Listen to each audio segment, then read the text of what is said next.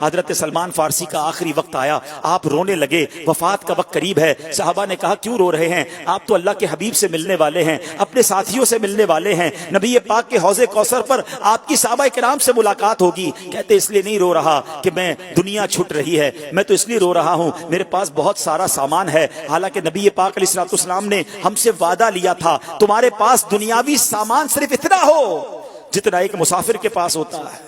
کہتے ہیں جب حضرت سلمان فارسی یہ کہہ رہے تھے نا تو کتنا سامان تھا جس پر آپ پریشان تھے۔ آپ کے پاس صرف ایک برتن تھا جس سے آپ وضو کرتے تھے یا کپڑے دھوتے تھے، اس ایک برتن کی وجہ سے آپ کہہ رہے ہیں میرے پاس بہت سامان ہے۔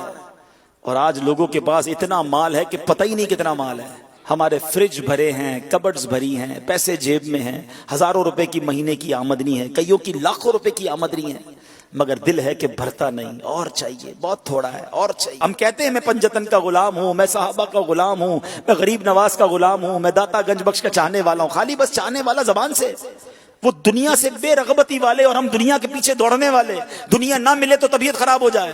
کئی لوگ آتے ہیں یہاں پر، پیسے نہیں بڑھ رہے، مال کم ہو گیا ہے، پراپرٹی کے ریٹ ڈاؤن ہے، نیند نہیں آ رہی، ٹینشن، بیماریاں، دنیا کی ٹینشن نے ہمیں مار کر رکھ دیا ہے۔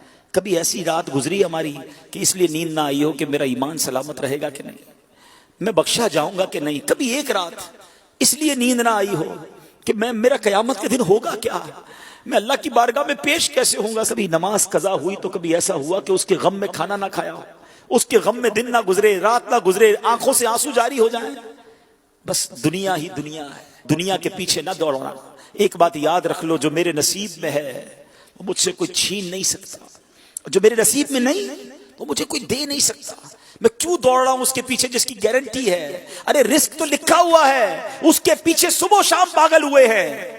مغفرت کی گارنٹی نہیں ہے، اس کی فکر کر لو نا، اس کی تیاری کرو۔ جس کی گارنٹی ہے اس کے لیے پریشان ہو، جس کی گارنٹی نہیں اس کی فکر ہی نہیں ہے۔ مگر پھر بھی ختم نہیں ہوتی، ہوس ختم نہیں، اور چاہیے، حرام چاہیے، کسی طرح بھی بس پیسہ آنا چاہیے۔ کیوں؟ کتنا کھا لو گے یار، یہ سب پیچھے رہ جائے گا، تمہاری اولاد کھائے گی اور مار تمہیں پڑے گی اگر حرام سے کما لیا۔ اپنی زندگی میں ایک وعدہ کر لو اپنے آپ سے میٹھے اسلامی بھائیوں کہ کچھ بھی ہو جائے میں نے حرام روزی نہیں کمانی ہے، حرام روزی کے قریب بھی نہیں جانا ہے۔ اللہ تمہیں حلال سے دے گا اور ایسے غیب کے راستوں سے دے گا کہ تمہارا ایمان تازہ ہو جائے گا، اور اس حلال میں اللہ سکون بھی دے گا، برکت بھی دے گا، اور انشاءاللہ صدقہ کرو گے تو وہ قبول بھی ہو جائے گا۔